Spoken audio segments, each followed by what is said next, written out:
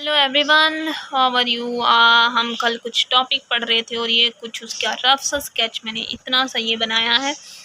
Hopefully आपको easily समझ आई होगी। जितना मैंने यहाँ तक समझाया है आप इजीली समझ गए होंगे कि क्या मैंने बताया था। अब हम नेक्स्ट से स्टार्ट करेंगे, अपना यहाँ से स्टार्ट करेंगे। मैं इसका थोड़ा सा आपको ये जो मैंने आपको मैथमेटिकल करके बताई, मैं आपको एक दफ़ा अपने नेक्स्ट पेज पे भी करके दिखाती हूँ कि सबसे पहले हमने हुक्स लॉ बताया था। हुक्स लॉ होता है -kx, ठीक है। ये था हमारे पास हुक्स लॉ। इक्वेशन सेकंड लगाई F = ma हमारे पास होता है। मैंने F की वैल्यू जो हुक्स लॉ के अकॉर्डिंग लगाई थी वो लगानी है। F = ma। ए मैंने बंदे को इधर रहने देना है, दूसरे को उस साइड पे ले जाना है, तो ये इस फॉर्म में बन जाएगी। इतना सा मैंने इसको कांस्टेंट डिक्लेयर करना है माइनस को छोड़ के। तो ये -x डायरेक्टली प्रोपोर्शनल a। जैसे ही मैंने -km को हटाना है उसकी जगह पे मैंने इसका डायरेक्टली प्रोपोर्शनल लगा लेना है। सॉरी, जैसे ही मैंने km को हटाना है उसकी जगह पे मैंने इसका डायरेक्टली प्रोपोर्शनल लगा लेना है। और साथ में इसको अगर सीधा करके लिखूँ तो ये इस फॉर्म में होती है। यही हमारे पास जस्ट एक उन्होंने इक्वेशन कही थी और ये हमने प्रूव कर दी। It means that an acceleration of a body mass attached to a spring is directly proportional to the displacement from the mean position। वो क्या कह रहे हैं कि जो हमारा एक्सेलेरेशन है, एक्सेलेरेशन जो है वो हमारे मेन पोजीशन के जो डिस्प्लेसमेंट है उसके डायरेक्टली प्रोपोर्शनल होता है। ये अलामत होती है डायरेक्टली प्रोपोर्शनल की। आगे क्या कह रहे हैं? Hence the horizontal motion of a mass spring system is the example of simple harmonic motion। यही बला बला लिखा हुआ है। आगे यहाँ पे अब जो नेगेटिव साइन था यहाँ पर, वो नेगेटिव साइन किस चीज़ का है? The negative sign in equation means that the force exert अब मैं आपको ना वैसे बताती हूँ, फिर मैं इसको थोड़ा सा डिटेल में पढ़ती हूँ। ये जो माइनस साइन है ये किस वजह से आया है? हमने बॉडी को मीन पोजीशन से एक्सट्रीम पोजीशन पे खड़ा, तो वो लेके जाकर जो वापस आया ना जिस्म बी पॉइंट पे, तो उसी के दौरान हमारा जो है जिस्म ने नेगेटिव एक्सर्ट कर लिया। उसने समझ लिया कि कुछ ना कुछ गलत हुआ है मेरे साथ। मतलब मैं मेन पोजीशन था, मुझे एक्सट्रीम पोजीशन पे लेके गए और फिर एक्सट्रीम पोजीशन से मुझे दोबारा किसी पोजीशन पे लेके आए हैं, तो मुझे अब अपनी जगह पे दोबारा जाना है। इसके लिए मैं इसके अपने साथ माइनस लगाऊंगा। तो यही है कि ओपोजिशन होती है हमारे पास, ओपोजिट डायरेक्शंस में जाता है। तो यही बस इसमें बताया। The negative signs means that the force exerted by a force spring is always directly opposite to the displacement। जो मैं इस पर फोर्स एक्सर्ट करती हूँ ना, जो भी मैं फोर्स इस मास पे लगाती हूँ वो उसको अपोजिट डायरेक्शंस में लेके जाता है। मतलब मैं किसी को बच्चे को मारती हूँ ना तो वो अपोजिट डायरेक्शन में चला जाता है ना, मगर मैं बच्चे को अच्छा भी समझाने की कोशिश करती हूँ तो वो समझता है कि मेरे साथ गलत कर रही है, मार रही है मुझे, तो ये गलत हो रहा है मेरे साथ। तो इसके साथ भी यही है। मैंने इस पर जैसे ही फोर्स लगाई उसने कहा, समझा कि मेरे साथ कुछ गलत हुआ है, तो उसने साथ ही अपने साथ नेगेटिव अलामत ले ली। because the spring force always acts toward the mean position। क्योंकि वो फोर्स हमेशा चाह रही होती है कि बच्चा सही रास्ता पर आए, लेकिन मेरा वो समझ रहा है कि यहाँ पे मैं अगर हूँ इसी पोजीशन पे, मीन पोजीशन पे, तो ठीक है। मैं अगर एक्सट्रीम पोजीशन पे जाऊँगा, ए पोजीशन पे, तो मुझे दोबारा अपनी जगह पे दोबारा वापस आना चाहिए।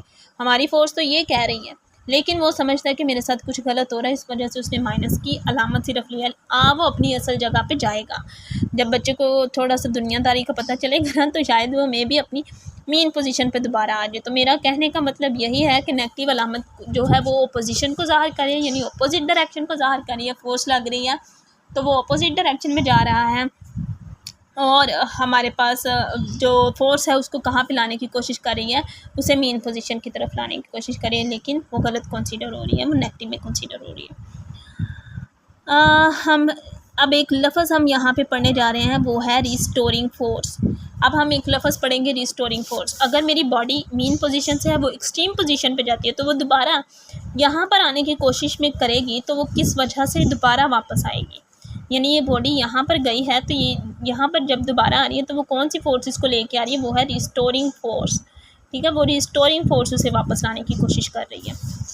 तो देखते हैं what is restoring force. A restoring force always pushes और pull the object performing oscillatory motion towards the mean position. ये हमेशा जो भी बंदा या जो भी जिस्म कोशिश कर रहा होगा एक्सट्रीम से पोजीशन पर जाने की या मेन पोजीशन पर जाने की, उसी के लिए हमें रिस्टोरिंग फोर्स दी हुई है। ये डेफिनेशन है। मैं आपको यहाँ तक ही अभी बता देती हूँ, हेडिंग समेत बता देती हूँ कि यहाँ पे क्या क्या आप लिखोगे। यहाँ पे जब आप स्टार्ट करोगे सबसे पहले आप बताओगे